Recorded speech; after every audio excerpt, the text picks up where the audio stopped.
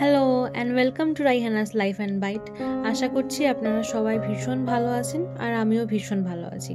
আপনারা যেখান থেকেই আমার চ্যানেলটিকে লাইক করে এবং সাবস্ক্রাইব করে দেখছেন তাদেরকে অসংখ্য ধন্যবাদ। আর যারা এখনও আমার সঙ্গে আমার পাশে থাকেননি তা আশা করছি তারাও খুব তাড়াতাড়ি আমার পাশে থাকবেন। তো এই যে দুপুর থেকে ভিডিও শুরু করলাম, মার হাতে হাতে একটু রান্না করে দিচ্ছিলাম।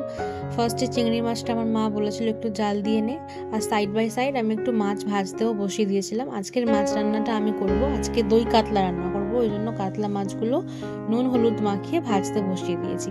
আর এদিকে শুকনো করে চিংড়ি মাছও জাল দেওয়া হয়ে গেছে। আমার মা না সবসময় চিংড়ি মাছ এরকম তেলের ওপর ভেজে একদম কড়কড়ে করে রান্না করে।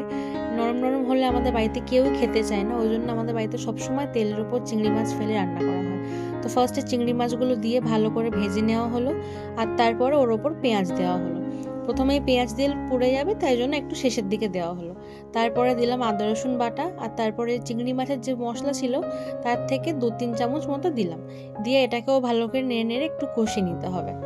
এটা কষিয়ে নেওয়ার পরে এবার যে রেগুলার আমাদের মশলাগুলো থাকে, তেল ছেড়ে দেওয়া হয়ে গেলেই এর ওপর হলুদ গুঁড়ো, জিরে গুঁড়ো, শুকনো মরিচের গুঁড়ো, গুঁড়ো, রেগুলার যে মশলাগুলো আর থাকে আর কি, তো আর নতুন কিছু না। তো সেগুলো দেওয়া হয়ে গেলে একটুখানি নেড়ে নিয়ে একটুখানি পানি দিয়ে দেবো আমি, যাতে না মশলাটা পুড়ে যায়। আর আজকে বানাচ্ছি কুমড়ো পুঁই শাক দিয়ে চিংড়ি মাছ। এরপরে আমি কুমড়োগুলো দিয়ে দেবো। আর পুঁই শাকটা সিদ্ধ করে রেখে দিয়েছে মা, ওটা একটু শেষের দিকে দেবো, যেহেতু ওটা সিদ্ধ করা, ওই জন্য ভালোভাবে কুমড়োটা কষানো হয়ে গেলে, কাঁচা গন্ধটা বেরিয়ে গেলে তারপরে আমি পুঁই শাক দেবো। তো কুমড়োটা দিয়ে কিছুক্ষণ কষিয়ে নেওয়ার পরে একটুখানি পানি দিয়েছি, আর এবার এর ওপর যে পুঁই শাকগুলো সিদ্ধ করে রেখেছিলাম সেই পুঁই শাকগুলো এর ওপর দিয়ে দেবো। দিয়ে এটাকে কিছুক্ষণ নেড়ে ভালোভাবে কষিয়ে নেব, যাতে পুঁই শাকের একটা কাঁচা কাঁচা স্মেল সেটাও চলে যায়। ব্যাস, কষিয়ে নেওয়া হয়ে গেলেই তরকারি রেডি। আর ওইদিকে আমি এটা অন্য জায়গায় ঢেলেও নিয়েছি। তারপরে আমি দই কাতলা বানানোর জন্য প্রস্তুতি নিলাম। প্রথমেই তেলটা গরম করে ওতে গোটা গরম মশলা দিয়ে নিলাম, আর তার উপরে একদম কুচি করে রাখা পেঁয়াজ দিলাম। আপনারা চাইলে পেঁয়াজের পেস্টও দিতে পারেন। আর এদিকে আমি দইটাকে একটা জায়গার মধ্যে ঢেলে নিচ্ছি। ঢেলে নেওয়ার ওতে ভালোভাবে একটুখানি পানি মিশিয়ে ওটাকে একটু ফেটে নেব, যাতে না ওর মধ্যে কোনো গোটা গোটা লাম্পস থাকে। এগুলো দিলে তরকারির উপর ভেসে থাকে আর দেখতে একদমই ভালো লাগে না।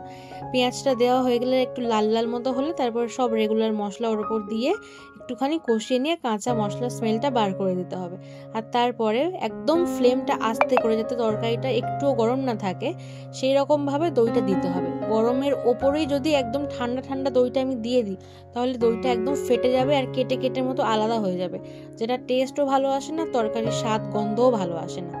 তো এরপরে ওটা নিয়ে কষিয়ে কষিয়ে কিছুক্ষণ এর উপরে একটু কসুরি মেথি দিয়ে দিলাম। এটা দিলে না খুব সুন্দর স্মেল আসে, ওই জন্য আমি এটা দিলাম। আর তারপরে আমি দিয়ে দিলাম মাছ ভাজাগুলো। আমাদের বাড়িতে মাছ বেশিক্ষণ ভাজা বা তরকারি ঝোল হলে বেশিক্ষণ রান্না করা হয় না। আমার আব্বা আর কি, উনি নরম মাছ খেতে একদম পছন্দ করেন না, তো ওই জন্য আমি একটুখানি কষিয়েই নামিয়ে নিয়েছি গরম মশলা দিয়ে। আর এই যে সন্ধ্যায় বেরিয়ে পড়েছে একটুখানি পাটুলিতে। মাঝে মাঝে সন্ধ্যায় না বাড়িতে মন একদম লাগে না, ভালো লাগে না মাঝে মাঝে। আর আকাশও সেদিনকে ফ্রি ছিল, তো ও বললো চলো একটুখানি ঘুরে আসি। তো আমি বললাম চলো, অনেকদিন পাটুলির দিকে যাওয়া হয়নি, ওখান থেকে ঘুরে আসি, মনটাও ভালো হয়ে যাবে তাহলে। আর এই যে একটুখানি ঘুরে নিয়েই তারপরে খাওয়ারের দোকানের দিকে চলে এসেছি। এখান থেকে আমরা কিছু জিনিস অর্ডার দিয়েছি, আর কি কি আছে সেগুলো আমরা দেখছিলাম। এই যে এখান থেকে আমরা নিয়েছি চিকেন ড্রামস্টিক, যেগুলো ড্রামস অফ হেভেন না চিকেন ড্রামস্টিক কিছু একটা নাম ছিল, আমার ঠিক এটা মনে নেই। তো বেশ, এটা খুব স্পাইসি ছিল, আর ও একদম স্পাইসি খায় না, ওই জন্য একটু ঝাল লাগছিল। আর এদিকে আমরা একটা বাটার চিকেনের থালি নিয়েছিলাম, চিকেন ভর্তা ছিল, বাটার চিকেন, নান, ফ্রাইড রাইস এইসব ছিল। আর আমাদের পাটুলির এখানে না একটা নতুন আর কি ওয়াকিং ব্রিজ হয়েছে এই রাস্তা ক্রস করার জন্য। নিচের এই জায়গাটা কোনো কাট আউট নেই, ওই জন্য ওপর থেকে একটা ওয়াকিং ব্রিজ হয়েছে আর কি। আর বেশ সুন্দর, কোনোদিন যাওয়া হয়নি, সবসময় দেখতাম, অনেকেই পিকচার ছাড়তো দেখতাম এখানে। আমি বললাম চলো, এসছি যখন একটুখানি ঘুরেই আসি। এর নিচেই আমাদের গাড়িটা পার্ক করে রাখা ছিল, এই দিকেই আসতে হতো, ওই জন্য এখানে এসেছিলাম। এখান থেকে বেশ কিছু পিকচার তুলেছিলাম। তো মাঝে মাঝে এরকম একসঙ্গে বেরোনো উচিত, মনও ভালো লাগে, দুটো কথাও বলা যায়, একসঙ্গে থাকলে তো ভালোও লাগবে।